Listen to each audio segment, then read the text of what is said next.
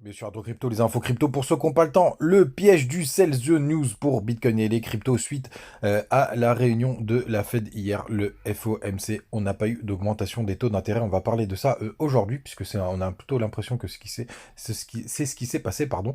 C'est parti avec un BTC qui est stable encore ce matin tout de même. On est à 0,2%, 27 056 dollars. Pour l'instant, les 27 000 tiennent. On a Ethereum qui perd 1%, pareil pour BNB, XRP et pas mal d'autres cryptos. On attend qui perd 7% ce matin. Je suis rentré en short hier, donc je suis assez content. LTC qui perd 3,4%. On a une perf aussi du côté de Léo quand même qui prend 2%, XLM qui perd 3%. C'est plutôt neutre ce matin.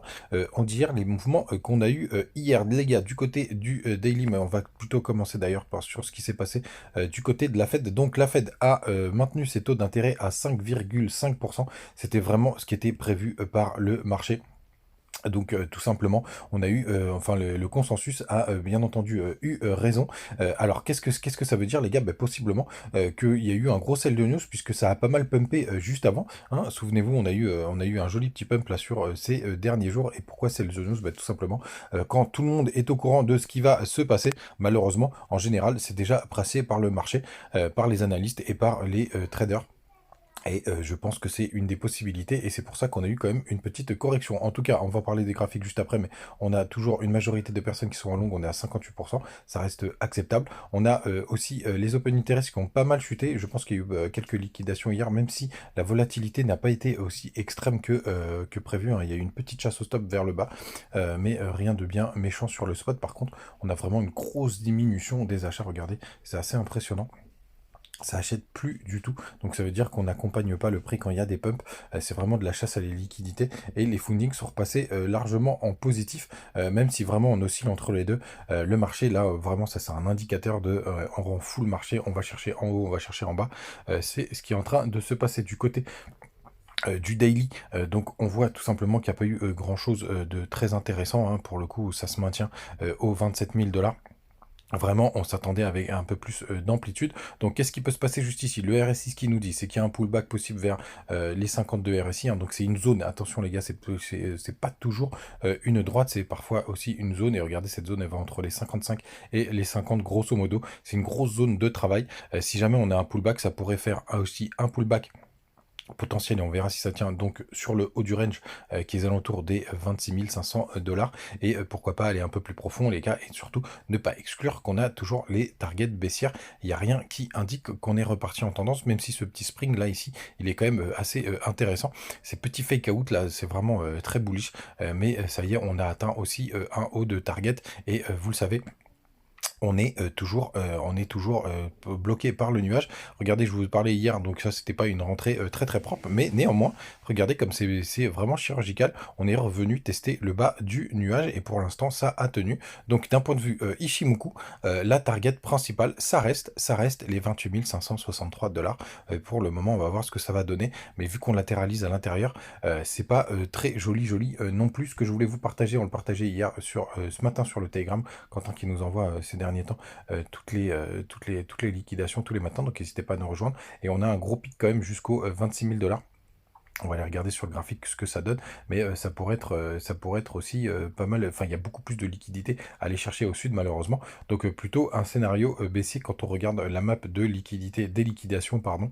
Et il y a toujours ce gros pic sur cette zone-là, mais je suis pas sûr vraiment qu'on aille chercher, notamment celui aux 19 000 dollars. À part un gros crack ou une très très sale news, ça m'étonnerait qu'on y aille du côté donc des 26 000 dollars. Ça nous ramène tout simplement vers le support. Bah, alors la Tenkan est plutôt 26 500, mais ça nous ramène plutôt sur le middle range, hein, où il y a eu un gros travail. On le voit juste là, donc parce que vous avez plusieurs ranges, vous avez cette grosse zone de support quand même qui est vers les 26 000 dollars.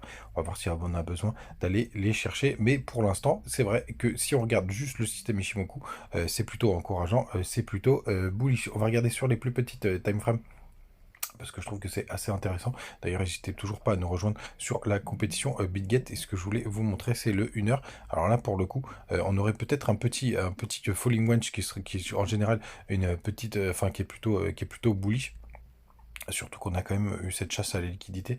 Et si on regarde, vous voyez, c'était à 21 h. Donc c'était après la réunion du FOMC. C'est assez rare qu'on ait autant de... On en discutait d'ailleurs avec Rémi hier soir. C'est assez rare qu'on ait des mouvements comme ça, mais qui sont après le FOMC. Donc vraiment, ça a été assez neutre. Donc ça, pour le coup, ça a plus de probabilité de casser à la hausse. Mais la target n'est pas non plus folle.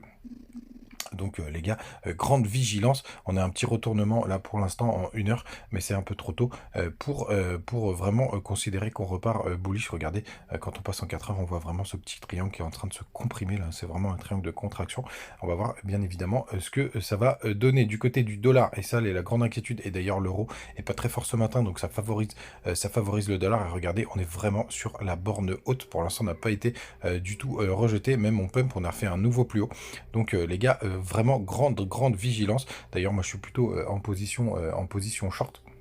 Puisqu'hier j'ai pris un long sur une crypto qui avait des gros funding et deux shorts, ce qui m'a permis d'ailleurs de pouvoir justement me hedger donc sur Rune et notre ami Ton. On va voir ce que ça va donner, mais Ton c'est surtout simplement parce qu'il avait pas mal performé. On peut aller jeter un oeil si vous voulez.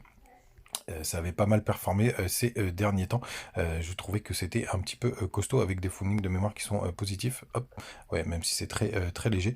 Donc je pense qu'il faut que ton souffle et enfin vous avez un risque ratio qui est un risque récompense qui est plutôt pas mal avec le premier support. Si jamais on a vraiment cette correction, bon là on y est parce que là il y a eu un peu une petite zone de consolidation.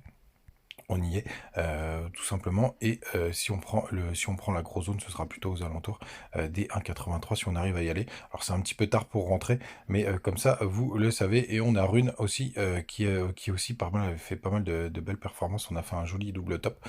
Je suis rentré assez tôt pour le coup. Mais par contre, je me suis fait éclater sur l'autre trade, mais c'était normal. Je m'attendais plus à une correction. Et vous avez la grosse zone de travail qui est aux alentours des 1,53. On va voir ce que ça va donner. Pas de choses très intéressantes du côté des fundings, qui sont ultra négatifs. Pour le coup, ça s'est un petit peu calmé. Je les surveille comme d'habitude tous les matins. Et tous les jours même, c'est pas que tous les matins.